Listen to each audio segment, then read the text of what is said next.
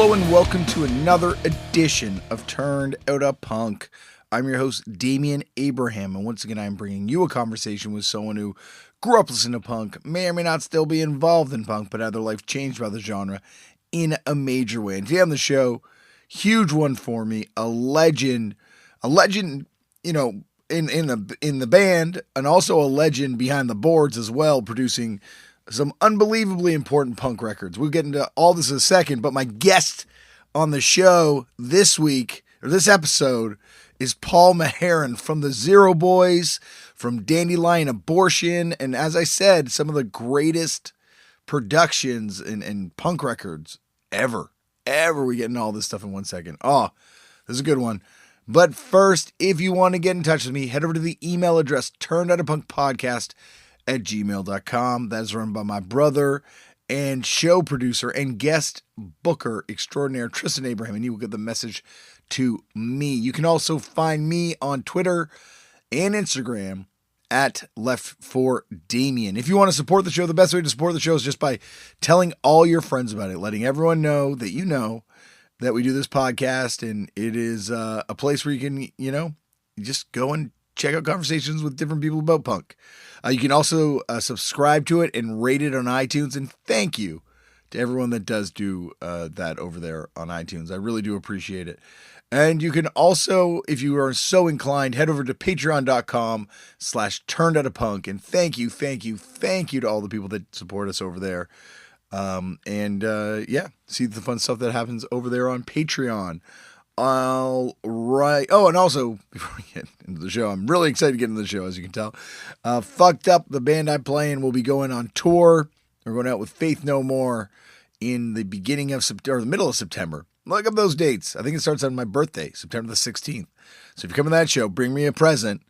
And then we will be doing some more shows with them. I think 4 shows with them in total, and also playing Riot Fest. And then in the new year, we will be coming to hopefully a city near you. If not, I apologize, but we're going to be doing the David Comes to Life 10th anniversary tour.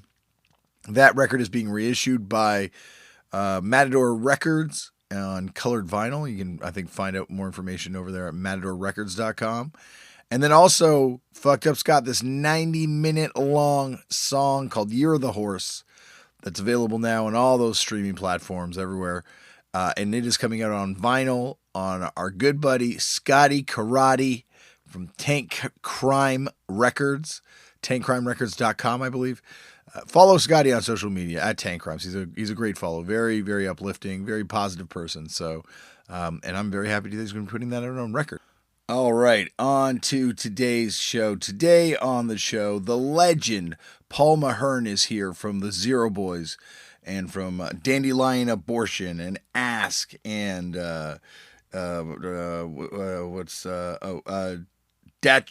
Datura Seeds and Ian Breno and other projects. And if that wasn't enough, if his incredible musical resume in front of the microphone wasn't enough, he also has this unbelievable legacy of classic punk records, and not just punk records, but we're focused on the punk records here, let's be honest, that he's produced, and engineered, and we get into all of that on today's show. This is a really fun one. The Zero Boys record, Vicious Circle, I'm going to say that's one of the greatest American hardcore records of all time. I don't think I'm alone in saying that. I think that's a fairly commonly held opinion by people that are by people that have heard that record. It's a phenomenal album. They also have this single, Living in the 80s, that is very much near and dear to me. I got a copy of the test press given to me years ago as a present by my loving wife, Lauren, and I treasure it. They're one of my favorite bands of all time, and so this was a huge treat. I also got to say thank you, now that we're talking about presents, to my buddy Zach, who gave me the Ardent Paul's mixtape, or I guess promo tape, that Ardent Studios put out for him. You'll hear all about this in a second, but thank you to my buddy Zach Feldberg for giving me that thing, because I got all these gifts that I got to call upon today. This is why you have these archives. This is why you collect this shit, is because eventually you'll be interviewing one of your heroes and you'll be like, God damn it, that's right, I got all this cool stuff that I want to talk to him about. Anyway, I'm not going to ramble on or brag about my shit anymore. Sit back, relax, and enjoy Paul Mahern on Turned Out a Punk. Paul, thank you so much for coming on the show. Thank you, Damian. Well, Thanks for having me. Well, as I was just kind of briefly telling you off air, I feel like you're one of the last people I've yet to truly punish in the way that I want to, because I am a massive fan of not just the music you've made, which is incredible and highly informative on every band I'm in, and everyone in my band, to be honest, but also all the records you've worked on kind of behind the scenes. Like, you're going to connect so many dots for me. So thank you in advance for doing that. Okay. But I got to start this off the way they all start off, which is, Paul, how did you get into punk? From the first time you ever came across the genre? Okay. Well, when I was in junior high, I was, real heavily into bands like Black Sabbath and Alice Cooper, stuff like that. I was into whatever was kind of like the hardest stuff I could find. And then eventually, I started to hear grumblings of punk rock. But it wasn't really until I saw the Pistols on the cover of Cream magazine that it really smacked me in the head. And I realized, oh, wow, this is something completely different. And at that time, this would have been like when maybe right before I entered high school. So the summer before high school.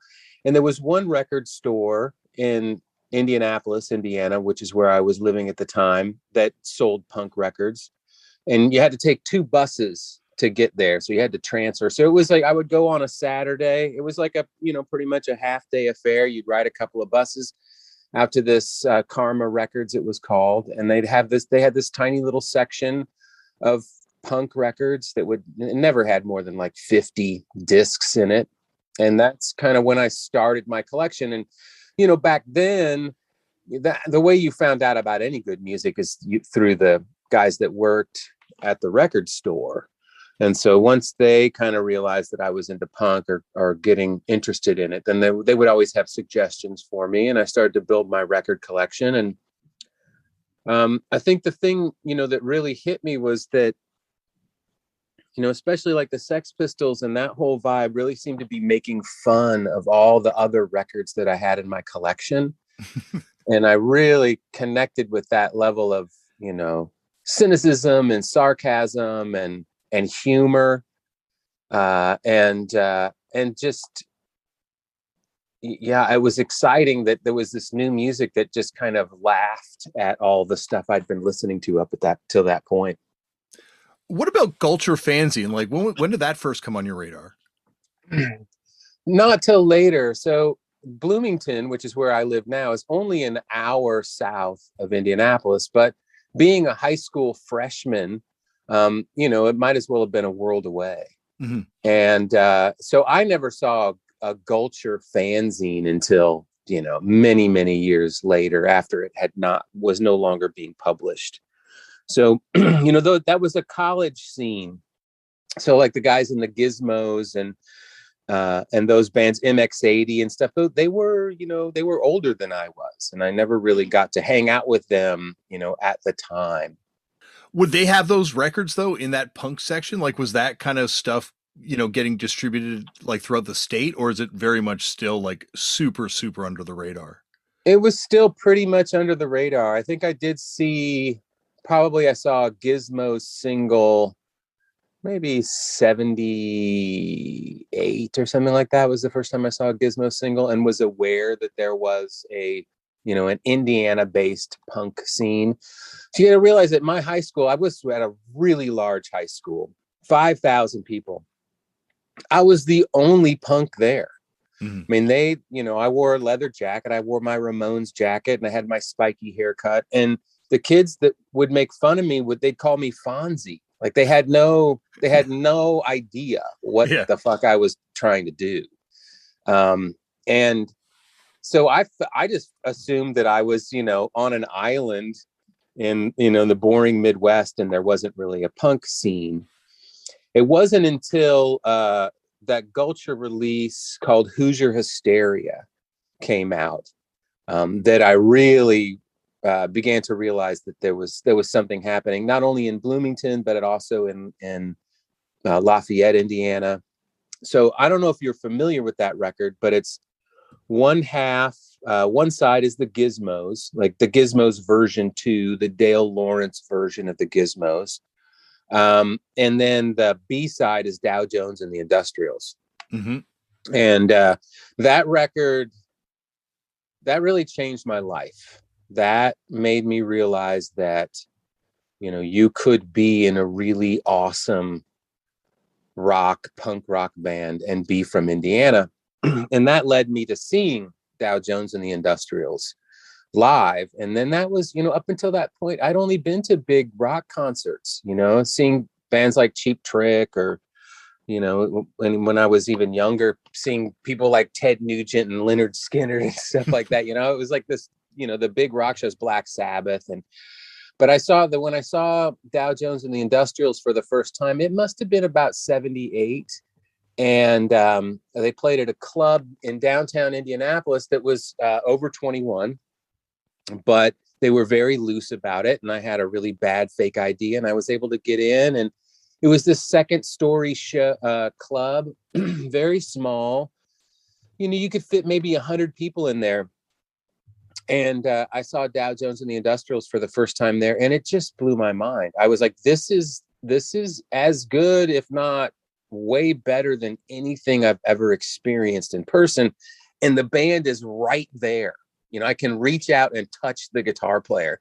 And it just shifted my whole perspective about music and what was possible and what was important.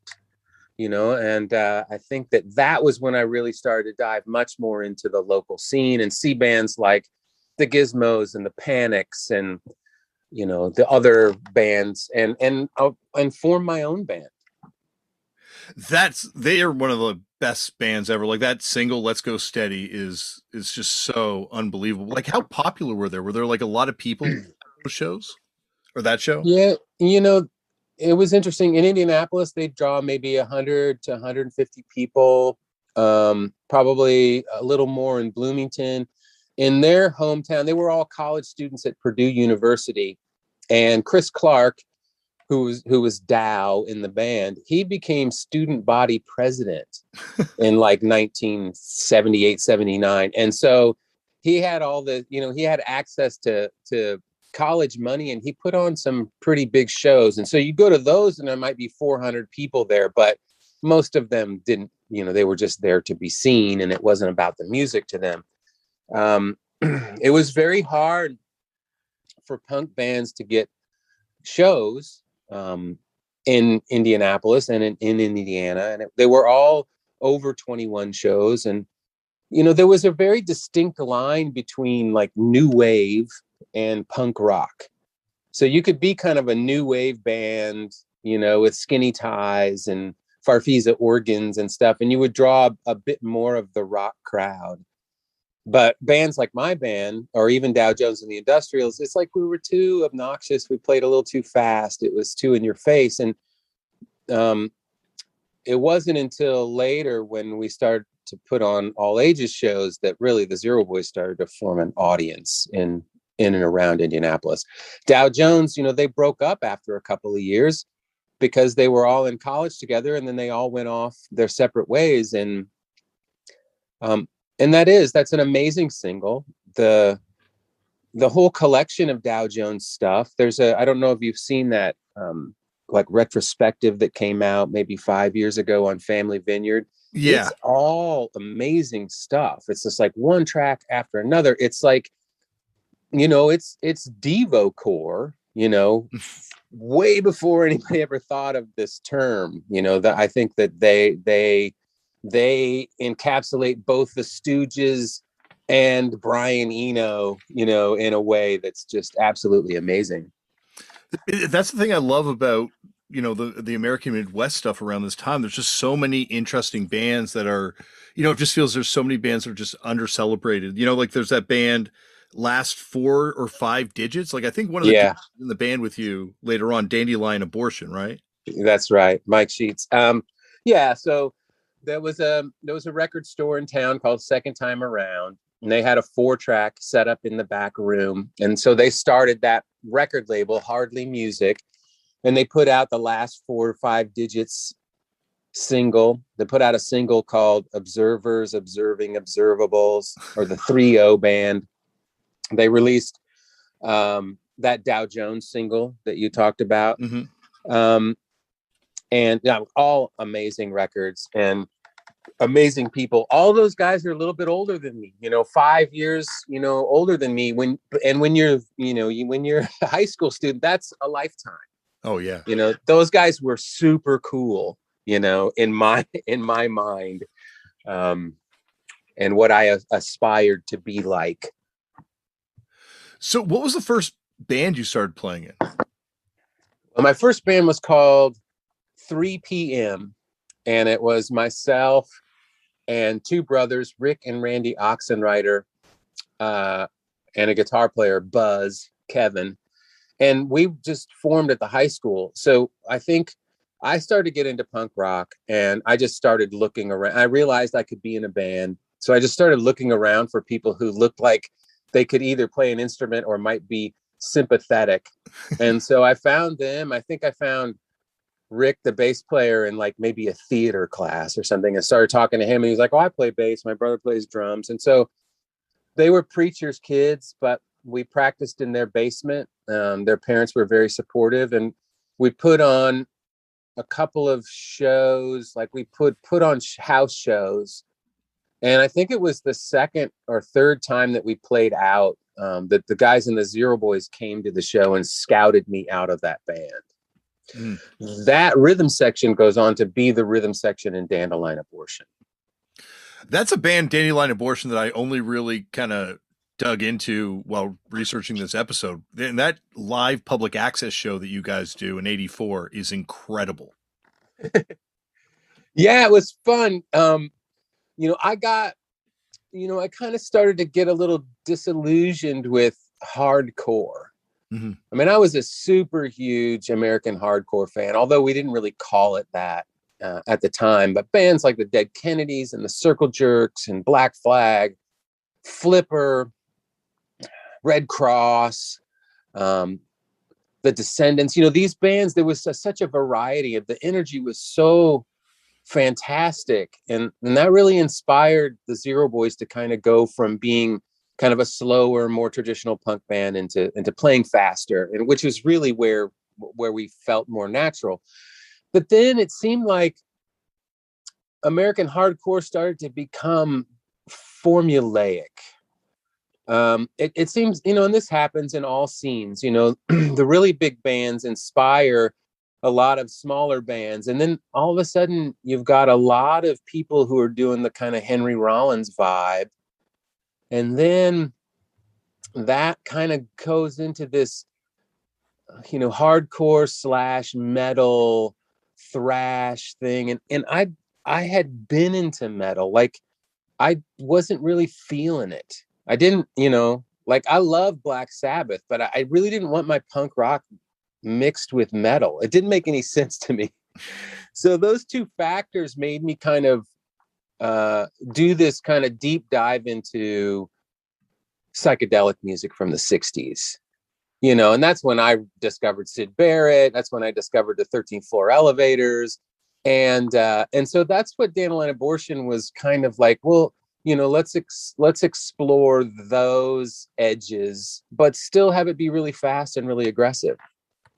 Yeah, that's the thing I love about it, is because it is like, once again, pushing those kind of boundaries, but it does have that kind of hold over to that energy. And it feels like there is something around 84, 85 that happens, like it's the Deep Wound guys becoming Dinosaur Jr. Like there's just like this sort of energy shift that seems to happen with a lot of people that were involved in first wave hardcore, where, like you're saying, like it just got played out for a lot of people.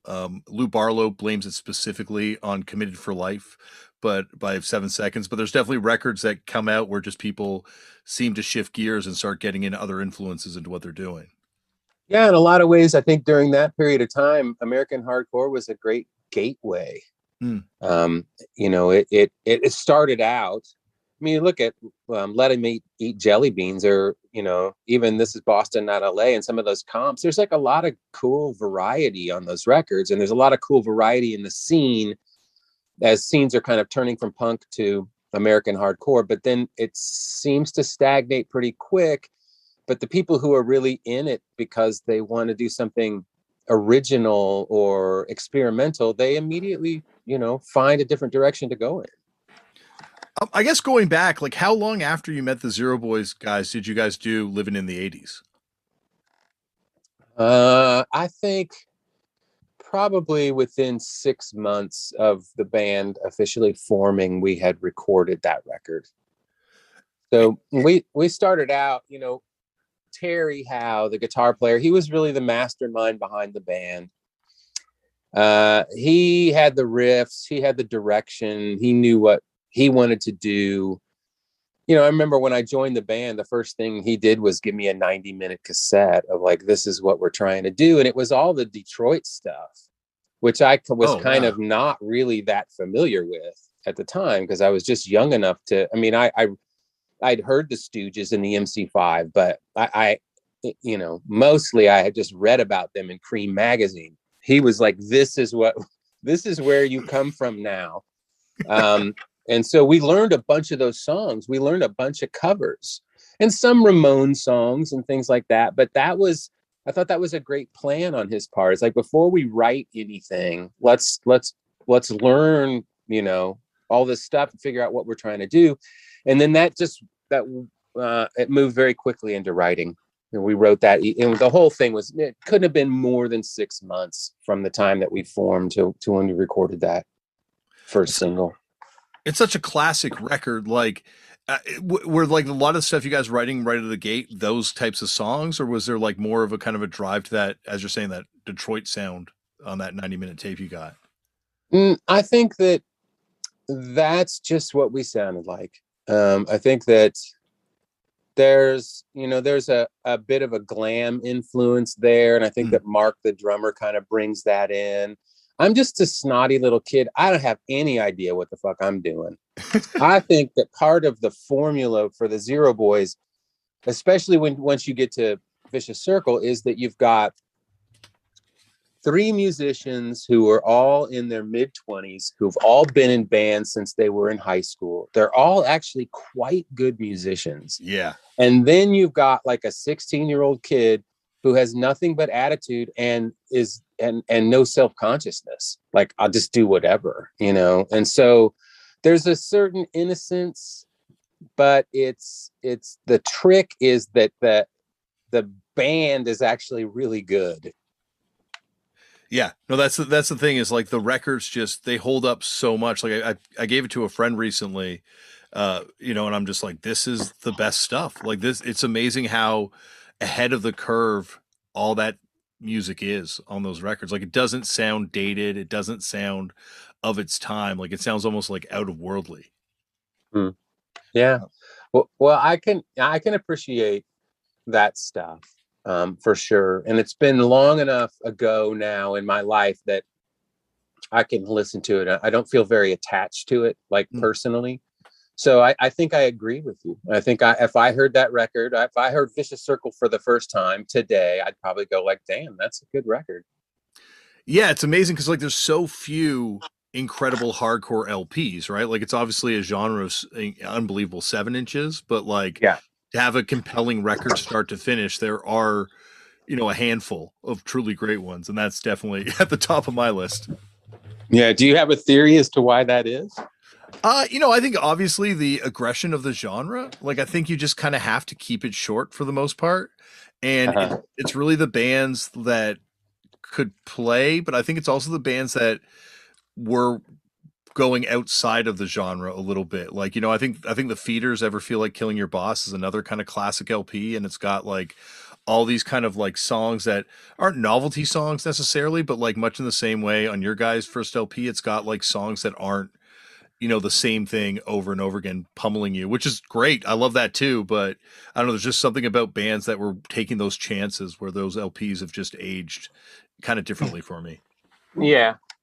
Yeah, I mean, as a real music and particular recorded music fan, I have to agree with you. There's not that many hardcore albums where I feel like listening to the whole thing. Mm-hmm.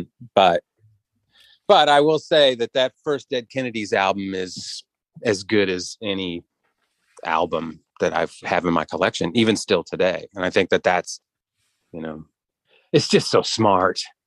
Yeah, well, they're also a band that's, once again, they could all play, and they're all, and there's some weird moments on that record, like there's some weird kind of like out of the genre kind of steps that I think help it kind of retain kind of this weird quality to it.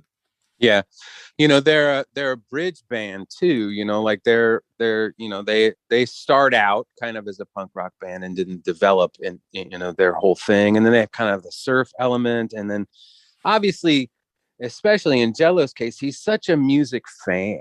Mm-hmm. And I think when anybody is that much of a fan of records, they're just going to have a bigger vocabulary. It's interesting though, because he also has one of the most rigid definitions of what is punk too, which shocked me. Like last time he was on the show, I brought up like New Zealand stuff, which to me falls under punk, but he's like, that's not punk. And I was just so shocked, like, oh my God, you're the guy who taught me that we could bring it all into to the arena. And now you're saying this isn't it, but I guess everyone's got limits. Yeah. When did you have that first connection with the Gizmos? Because, obviously you're on the Red Snurts compilation. Yeah. So it was, as soon as I heard the Who's Your Hysteria record, I kind of sought out that whole scene, and then the Zero Boys started playing down in Bloomington, and I met Bob Richard, Bob Gulcher, and everybody from the scene at that point. And then we were asked to be on that compilation, and we recorded those songs for that compilation at Zounds, which was the Dow Jones and the Industrial Studio. They had a little 8-track studio in Lafayette, Indiana. We recorded with Brad Garton, Mr. Science, who is still, in a lot of ways, one of my biggest heroes. But one thing that's interesting is then we recorded for Red Snurts, and then Bob Richards from Gulcher said, okay, I'd like to put out an LP of you guys. And so we went in and we recorded Vicious Circle, and we did it in 2 days, mixed it in a third day, or maybe in a half a day or whatever. And we sent it to him, and he was like, yeah, I'm not interested. Oh my God. Yeah. So that could have been a Gulcher record. That's what it was. So now we're we've got the studio bills, it's only $800 or whatever, but we're living, yeah.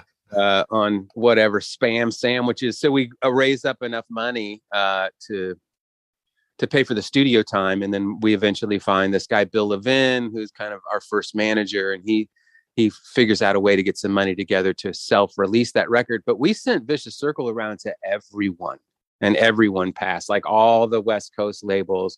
Of course, Discord passed because we weren't a DC band, but that record almost didn't come out. No, I don't think anybody really got it. That's so wild. But I guess it's one of those things that, if it is really revolutionary at the time, no one's going to get it at the time. Part of the problem was that it's a pop record in a lot of ways. It's quite melodic. And, I think that a lot of the people in the Chicago hardcore scene thought we were just pussies, what the fuck is this? This isn't hard.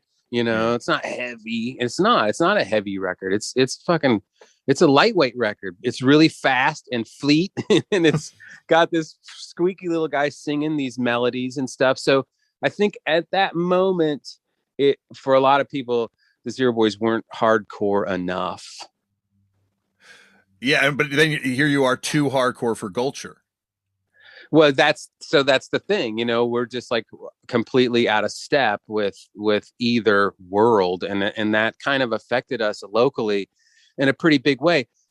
Look, I think a perfect analogy for that band is that when we made the Living in the 80s EP, we pressed 500 copies. We couldn't give them away. We could not give them away. That original record pressing now is worth $2,000 each, which of course, a lot of that is the collector's market, which is ridiculous. But it's it wasn't until years later that people started to say, oh, this record's really good. It was a slow burn. And I would say that probably we sold more copies of Vicious Circle last year than we did in the first 10 years of its release. Were there like fans of Living in the 80s that when you guys kind of made that shift and started playing a little more faster that were like, we're not into this, like we are, like, other than I guess the Gulcher guys? Yeah, I think that's it. I think the older, kind of more established punk and new wave fans in Indiana, they they stopped coming to our shows, and that's when we started having all ages shows and playing to a younger audience. We immediately, we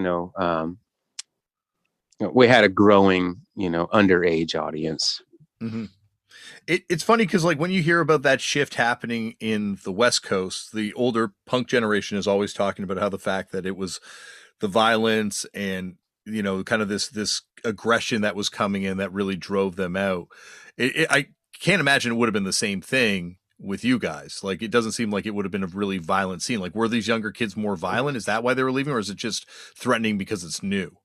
I think it was, you couldn't dance to it. You couldn't do the little two-step in your skinny tie and your tight jeans, and it wasn't a great place to go to pick up girls, so it just like, immediately eliminated that part of the crowd. I mean, I had a good friend tell me once, we were on our first Boston tour, and he's from Indiana.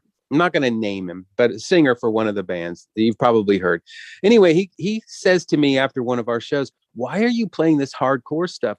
Girls don't like it." And it was just like, a light bulb went off over my head. I looked around the Boston crew and I was like, oh, he's right. But I was like, that's not exactly why we're doing this. That's not really what we're doing here, know? Yeah. Yeah. No, it also feels like it would have been completely out of step with sort of even like the Sonics, like where these people are coming from a more rock and roll tradition, where you guys are coming straight from like, well, obviously different with the rest of the band, but like coming from a punk kind of like influence first and foremost. Right. I remember reading, I think it's in America's Hardcore, that the Dead Kennedys show in Chicago was like a real pivotal show for you. Was that the show that caused this sort of like shift to something more fast with you guys? No, we'd already been playing faster. I mean, I'll definitely say that Fresh Fruit for Rotting Vegetables and Group Sex, those two records are what did it for us. Just like it just opened us up. Wow, we could be playing a lot faster. And then it just felt really natural. But it came from an influence of the records. And then, of course, the Germs GI. Those were the big influential records. And if you listen to GI and then listen to Vicious Circle, they're very different in a lot of ways, but sonically, the approach is very much the same. But it was, definitely, I mean, Jello was super supportive. But I think we played with the Dead Kennedys before that Chicago show on the West Coast, but I'm not really quite sure of that timeline. But right around, we played at a place in Torrance, California called The Barn. And it was us and the Dead Kennedys and MDC and Minor Threat. What a show. Holy shit. I know. I mean, that was the first time that like the pictures from the fanzine came to life in my world. Up until that moment, we'd probably never played in front of more than 250 people. And this was 2,000 crazy people. And yeah, but we were, but by that time we were fully immersed in the quicker, faster material. I have to say too, I really want to put a shout out here to Tufty, David Tufty Clough, our bass player, because that's a big part of the Zero Boys sound. He joined after the first EP. He joins before Vicious Circle. He had been a player in the Indianapolis funk scene. So fully developed, amazing funk bass player. And you listen to those bass lines, like nobody else was doing that. He's playing at breakneck speed, but he's playing these bass melodic, kick-ass bass parts that are, on a totally pro level. And I can't think of another punk bass player, certainly from that time period, that even comes close. Oh yeah, no, those the I think all the playing, like you're saying, like everyone can play on that record, and that's what Everybody. That's right. Going back, like who were some of the bands coming through when you're doing those early house shows? Like, were bands coming through, or are you just doing shows for like local bands? No, the bands were mostly it was Midwestern bands. Mm. So once we kind of figured out that Die Kreuzen was in Milwaukee and the Articles of Faith were in Chicago and Toxic Reasons were in Dayton, these were all places that are, between 2 and 4 or 5 hours from us. So we started playing with them. They started coming here and playing. The one big band that came through that we became really good friends with was TSOL. So we put on a show, an all ages show, and TSOL played. They were on tour. But mostly it was a Midwestern scene. A few years later, by time, 84 comes along or something, then we start to get the Bad Brains in Indiana. We start to get, but mostly it was those bands and maybe the Necros and some of the other Midwestern bands that we would see. It was pretty isolated. Well, yeah, like that's the thing. It feels like eventually, though, it's almost like you do crowd together and build like a scene out of all these Midwestern towns, like kind of pooling everyone together. Like you obviously put out the Articles of Faith first 7-inch, and like there's the connection with Toxic Reason between the Zero Boys and Toxic Reason. So it feels like there is sort of this interconnectedness and a really strong kind of interconnectedness between all these Midwestern cities. Absolutely. You had to drive a bit farther to find, like-minded people. But they had a pretty solid scene in Chicago. But we didn't really fit in too well in the Chicago scene again, because we weren't quite hardcore enough. So if we'd go up there and play, a lot of people would just be standing with their arms folded, like, what the fuck is this? But we definitely found friends in all the cities. And that's what, I put out that compilation master tape. I don't know if you're aware of that record, but that's got Toxic Reasons on it. It's got Articles of Faith. It's got Die Kreuzen. The first time Die Kreuzen are on vinyl, the first time Articles of Faith are on vinyl, are on that record. And, that's what led me to become a record producer engineer.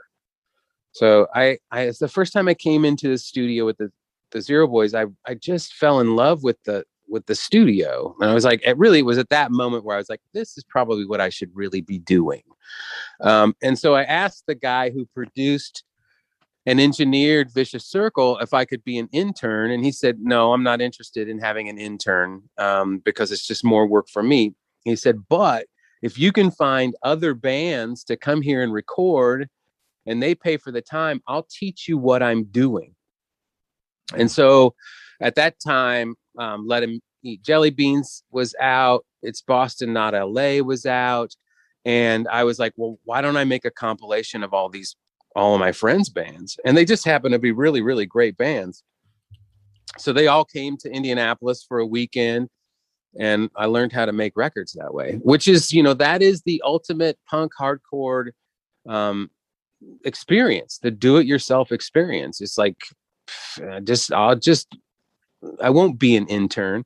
I won't be a second engineer. I'll just be a record producer.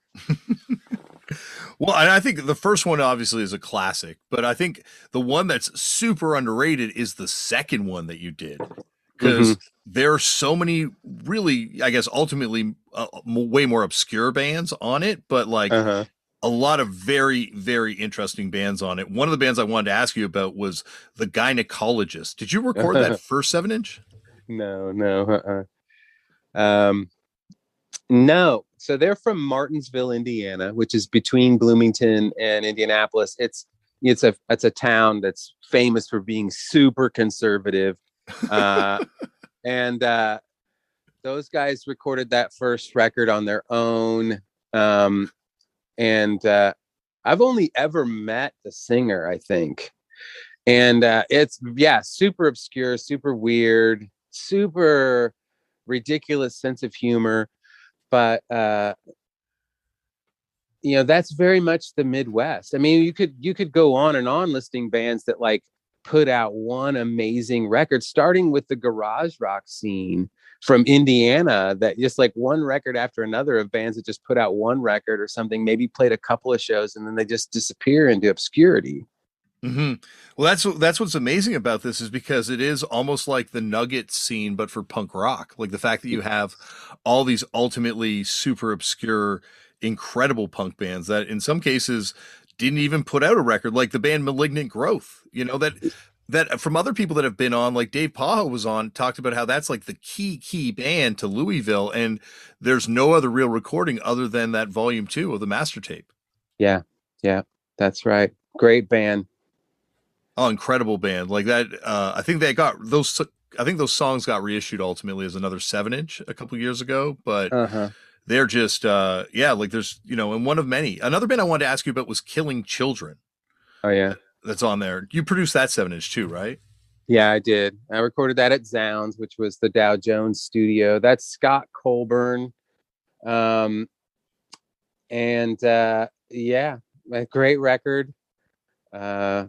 Hilarious record. Scott's gone on to be a teacher, recording engineer, producer in he lives in Seattle now. John Strom from the Blake Babies was in that band for a minute.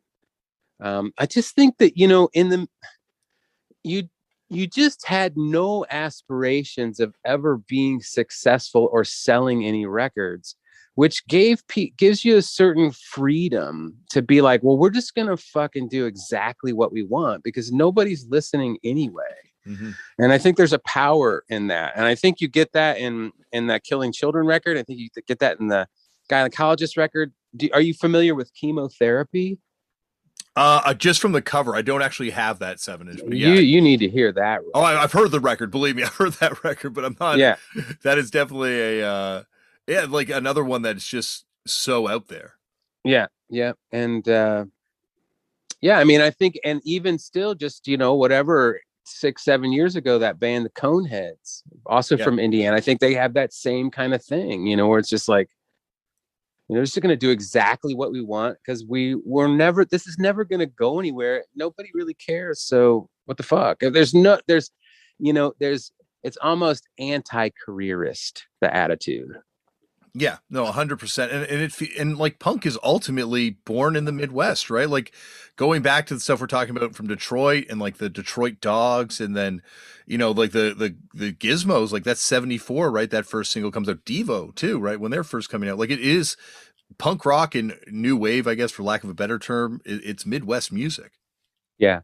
I think it has all the right elements. The Midwest has all the right elements. It's boring, so there's nothing to do except for make something happen yourself.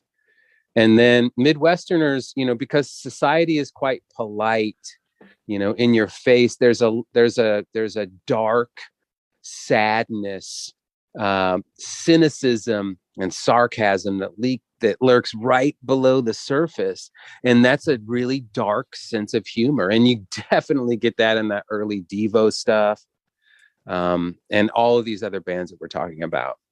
Yeah, no, you definitely see it. Even where it comes out first in Canada, like it comes out in Hamilton before it comes out in Toronto. Like it really is kind of born of that same sort of mid Canadian cynicism too, I guess. Uh-huh.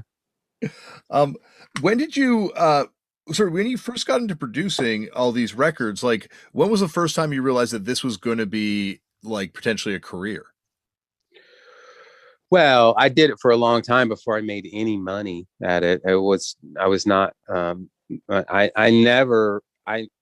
first, I never suspected that I would make money at it. So I, of course, would always have to have some other job working as a fry cook in some kitchen or whatever. It was just how I identified myself and how I made life bearable, I guess. So right from the beginning, even before, I don't know, probably, when I was real little, I would listen to the Beatles and Stones records that my teenage brothers and sisters would listen to. And I was just, I just remember being obsessed by the White Album way more than I was obsessed by any particular song or the Beatles themselves or anything. I was just obsessed with that form of communication, the fact that, hey, people in some other country made this record in some room and now I'm playing it in my living room. That was that. So I was always kind of obsessed with recorded music. And once I realized that, hey, some people are doing this right here in my town, and so I could do the same thing. So I'm one of these people that's very fortunate, that by the time I was 16 years old, I knew exactly what I would do for the rest of my life. Well, you wind up producing, some of the greatest hardcore records ever, and I just wanted to get your thoughts on some of these records. Like, I guess first and foremost, Wait. I think like Articles of Faith, the first single's awesome, but it's really that second single that kind of cements the legacy for me. And I just wanted to kind of get your thoughts on that band, and ultimately you put out that record too, right? Yeah. I mean, every band that I've ever worked with that's made a really great record. It's because they're a great band. That's the bottom line. And those guys, I caught them right at their peak, and we just captured it. And they were amazing players. They'd been a band for 4 years by then, or 3 years, and great players and a great attitude, super serious guys, like way more serious than me, as far as, just like their politics and stuff. But yeah, I mean, I just was fortunate to be in the same room with them. We made a whole album, but we only finished the 7-inch, and I'm not sure exactly why. I think probably because I could only afford to put out the 7-inch, but that all the rest of that material comes out, years and years later. There was I think it's an Alternative Tentacles release that releases all that stuff. Yeah, I think it's part of a 2-volume set, right? I think Yeah. at some point. Mm-hmm. Another record which is classic is the Screams from the Gutter album by Raw Power. Yeah. Was that through Toxic Shock that you got hooked up with those guys, or were you a fan of them already? No, Bill at Toxic Shock, he had re-released the Zero Boys Vicious Circle, like the blue version. Mm-hmm. So that's how he and I knew each other. And he knew that I was a recording engineer, and Raw Power were a band that he was really interested in working with. He knew that they were going to be in the Midwest. So he asked me, hey, could you put on a show and then record their album? And really, I don't think I'd heard them. I can't say for sure, but I'm not sure I'd heard them until they came in the studio, because we did the recording before the live show. And, it's an old analog studio, a 2-inch 24 track, they're not great equipment, a lot of dynamic microphones on the drums. I mean, it's just like, it's all fucking them, man. It's just all them. All that is me, throwing up the microphones and having a great attitude, and them just playing their fucking asses off. And then when it comes to, I mean, I think that record's mixed really well. It's very powerful. A lot of that's really beginner's luck. I was young enough as an engineer at that point. When you're really young doing something new that you really love, there is this beginner's mind thing where everything is intuition. And that record is just, it was a perfect storm of elements. At that time, they could speak very little English, and I could speak no Italian. Yeah. So we made that record without being able to communicate very much at all. And we probably made it in 2 days. And then, recorded it and then mixed it right away. And then they played a show the 3rd day. And then that was it. I didn't see them again for years and years and years until I went, the Zero Boys played in maybe 88 in Italy or something like that. Is that how Cheetah Crow Motherfuckers, I guess, hooked up with you too after the Raw Power thing? Yeah, no, they came to me probably because of the Raw Power record. Mm-hmm. And that's also a really great record. Oh, absolutely. Yeah. And it explores the boundaries of what you're supposed to do in punk rock in different ways. Now, see, that Raw Power record, that is a metal record to me. But it is absolutely a punk record. Like, State Oppression is fucking perfect, man, as a punk rock song. But you got that those guitar solos and that double kick pattern and stuff. I mean, as little as I like, punk and metal combined, that fucking record, I could still listen to it anytime. And I often play it for people, as a show off piece. It is one of the great uses of cowbell too in punk. Yeah. I think all those Italian bands just kind of get overlooked. Like some of their later records, obviously Raw Power, that record celebrated, but like that Cheetah Crow Motherfuckers record is kind of overlooked. And even Negazione's later stuff, like all those bands were good the whole way through. And you're right, the metal stuff comes in there, but they use it kind of tastefully. Yeah, that's right. I think that, all right. Well, I don't. What does commerce have to do with this? Like once you have a Slayer, once you have a Metallica, like does that change people's aspirations, and does it change what they think is possible? And I don't know. Well, it's funny you say that because, like you were saying, because there's not a lot of pressure in the Midwest, I've always been kind of intrigued by the notion that because Toronto is such a music industry town, we don't have such a, huge hardcore scene because there's so many people going into new wave and metal because those were viable career options. Like, it's not like the same sort of like, you have to be truly hardcore to want to be in a hardcore band when you have the option of potentially making it in a metal band or a new wave band. In the Midwest, everything is a dead end. If you're a free thinker, you just look around yourself and it just looks like a fucking dead end. So if you don't want to exist moment to moment in a dead end, you create something, but you're just creating it because that's what's going to keep you sane. It has nothing to do with commerce. All of that kind of changes, and now things aren't as localized as they were back then, but it definitely at that point in time, I think that's the key factor. The Cleveland bands, but it's also the key factor in New York City in 1974, 1975, and the Ramones. That's a fucking dead end scene, man. Yeah, New York is a fucking dead end place at that moment in time, and there's just no way that the Strokes could possibly be as inspired as the Ramones or the Velvet Underground. I just don't think it's possible. But they have they kind of get the cliff notes by being inspired by television or by the Ramones, like they kind of, I guess, are getting the influence one step removed. Yeah, but it's not an influence like of just survival. Yeah, no, definitely. It's on some level, it's record collection rock. It's one step removed. Yeah, no, it is amazing.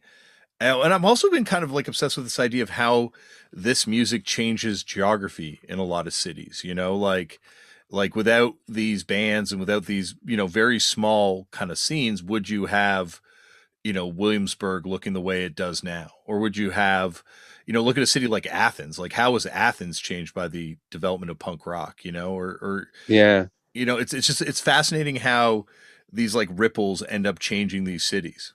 Yeah, that's interesting. I hadn't really put much thought into that, but I think that's a valid line of study for sure.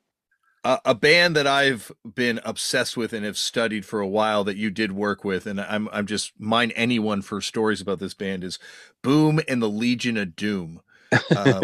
You recorded their first two singles, I believe. Like, what was it like working with those guys? Because there's a lot of really wild stories about them. They were very well behaved whenever they were around me. Smelly was the guy who I always talked to, and he kind of like, was the co-producer and kind of the organizer and stuff. They were just like weird. I mean, I always just kind of saw them as weird Michigan kind of redneck hillbillies, just, factory people. Like they felt exotic to me, even, but yeah, and they had great deer jerky. I remember that the one of them worked at a processing plant, a processing house where people would bring the deer that they'd killed hunting, and one of the products that they made was deer jerky. And whenever they would come and record, they would bring me deer jerky. There's a legendary show that I guess they played with Youth of Today in Detroit, where, according to legend, they picked up a dead deer on the way to the show, and the dead deer was thrown around the venue, and Youth of Today was scarred for life from this incident. But the next day, apparently, Rollins played and found the deer skull and licked the eyeball on stage, and that is also part of Detroit legend now. So. Yeah, and that sounds totally doable. I mean, they were certainly familiar with deer carcasses before that, so yeah, it probably wasn't really a thing to them. What was it like working with Stevie Stiletto? Awesome. Those records are now, I think, celebrated. But there's, talk about a band that's obscure, like, and a band that was prolific and lasted a very long time. Uh-huh. Yeah, they were super fun to work with. I just worked with them on one record, and it was really quick. I'm sure it's something that we did in a day. I mean, to be completely honest, it's all of that was so long ago, and these weren't like heavily produced records where we had some sort of budget. It was like always like, all right, we got $350, let's go in for one day, and we got to record and mix it all at the same time. That's what my early career was like for several years. A couple years ago for my birthday, my friend got me a demo reel tape from Ardent Studios of you, the harder side of yourself is what it's actually called. And I just want to know, did you record a lot of stuff at Ardent, and what was it like working with Jody Stevens and I guess Lorik Weymouth, which is, I guess, Tina Weymouth's brother? Yeah, that's so weird. That is such a weird artifact. So they approached me and said, hey, we like some of the stuff that you're doing. We would like to represent you as a producer because we're starting this roster of producers, most of them in-house, but we're also interested in working with some people who aren't in-house. So I never recorded anything at Ardent. Okay. I don't think it ever came to anything. They were super nice, but I don't think that they ever found me any gigs. I think that I would have been very out of place. Although I love so many records that were made there. It's a sick tape, it with the Zoo Gods track on it and the Afghan Wigs and the Zero Boy. It stands up as a demo. I'd hire you. That's fantastic. Zoo Gods are a great band too. And of course, Afghan Wigs. Wow. Such an incredible band. Well, yeah, I was going to say, like, do you remember when you first came across them and started working with them? Yeah, I was in a band called Datura Seeds that was touring around the Midwest at the same time that they were. And I'm not sure exactly how we ended up on the same gig, but we were blown away by what they were doing, and they were fans of ours as well. So we probably played 5 shows together over the course of a year, either in Cincinnati or in Oxford or in Indianapolis, or so we became friends, and through that I did that. It was really just a Sub Pop singles club record for them, and then it ended up, one of the songs ended up on their first Sub Pop album. So that was really, it was brief, my working with them, but they go on to like have their own studio, Ultra Suede in Cincinnati, which is really was built out of QCA Records, where a lot of the early funk records were made. But great guys. It's interesting because you talked about your heroes early on that taught you how to record, and it's like ultimately with Mass or the guys from the Afghan Wigs, like you kind of are passing on that knowledge to the next generation of people too. Yeah. I mean, I feel like a peer of all of those people, certainly. But I do put a fair amount of energy into education at this point in my life in particular. I teach at Indiana University here in Bloomington, and I'm always kind of looking for situations where I can be in, where I can pass along information. If I find, engineers that seem to have a sympathetic ear to the way I hear music, then I will offer myself, to do whatever I can to help them with what they're doing, whether it's listening to stuff or mixing for them or mastering for them. But I've definitely reached that point in my life where that's my primary focus right now, is try to give back to the younger people who do what I do. It also feels like throughout your kind of career, you're also, there's a lot of different attempts to kind of build scenes and build like, or kind of like galvanize the stuff that's going around, like that Black Brittle Frisbee compilation that you did, or the Master Tape compilation, or, the fact that you've got like, well, the Zero Boys have 3 labels ultimately, including, I guess, your own labels as well. Right. Well, yeah, I'm a team player. I've always been a team player. That's what I like to do. And, nothing is more fun to me than hanging out with musicians and trying to do what I can to help build a scene. Brian Eno has this concept of scenius. Have you ever heard this? No. Where it's like, he talks about how, we like to, as humans, we like to talk about how important particular artists are and how they were geniuses, or particular mathematicians or scientists. And this guy's a genius. But if you just scratch the surface a little bit, you realize, oh, there was a lot of people working on this problem, or there were a lot of other artists in this scene, and they were all inspiring each other.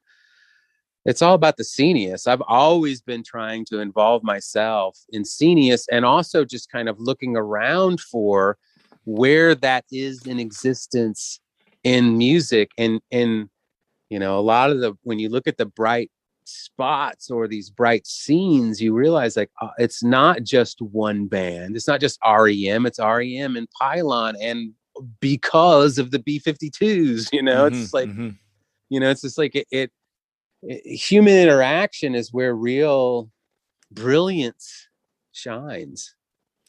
I think that's the thing that's amazing about punk, is because it is so linear that way, and you can see this sort of like real tradition that's still passed down. Like you mentioned the Coneheads, right? Like you can trace that right back to, yourselves, and then ultimately the Gizmos, Kurt Weill putting out records on Gulcher, like there's still, there is this continuity to this scene where it does, sonically not even necessarily remain the same, but the energy kind of, goes out and is taking up all these different places. Yeah. So I teach this class. I don't know if you're aware of this, but I teach a class at Indiana University at the Jacobs School of Music called The History of Punk Rock. I want to take this class so badly. Yes, I'm aware of it.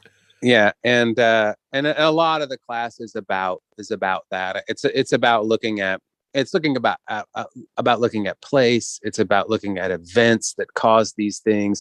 It's about looking at the the base materials necessary to create punk, and then also looking at these timelines. And punk, the attitude, it's been around forever. It's the philosophy has been around forever. The first thing I talk about in the class is Diogenes, the Greek cynic, who kind of brings within Greek philosophy, brings that kind of punk thing forward. It's okay to live on the street. It's okay to be a dog. Alexander the Great comes to him and says, is there anything that you want? You're the great respected Diogenes, the cynic, the great philosopher. And Diogenes says to Alexander, you're standing in my light. If you want to do something for me, get out of my way. That's fucking punk, man. That's the ethos, right there. And then also that has it's real, it's political, it's natural, and it's funny.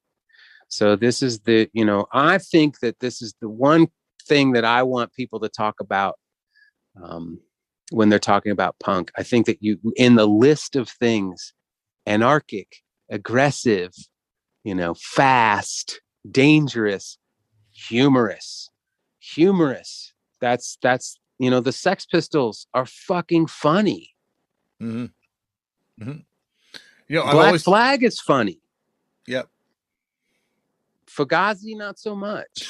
Well, the humor doesn't have to be intentional, right? Like I think you know, whether, and I think Ian can even laugh at it a little bit himself at times, you know, like I think that's the thing is you're right. There's a self-awareness, which I guess is ultimately where humor comes from. Like I've always felt like a strong connection between professional wrestling and punk, because both of them kind of like subvert the thing that they're supposed to be a part of. With wrestling, it's sport, you know, and with punk, it's music. It's right. When I started teaching at the university, which this is Jacob School, is like a high level classical music institution. Mm-hmm. It's like second only to Juilliard as far as places to go for students from all over the world to study cello and piccolo. And so when I first started talking about the class with this woman, Connie, who is kind of runs the music and general studies program, and I kind of told her, was like, you know, punk kind of makes fun of rock. And she said, that's like operetta and opera. I was like, really? You know? It's like, so there's this tradition of like, yes, you're right.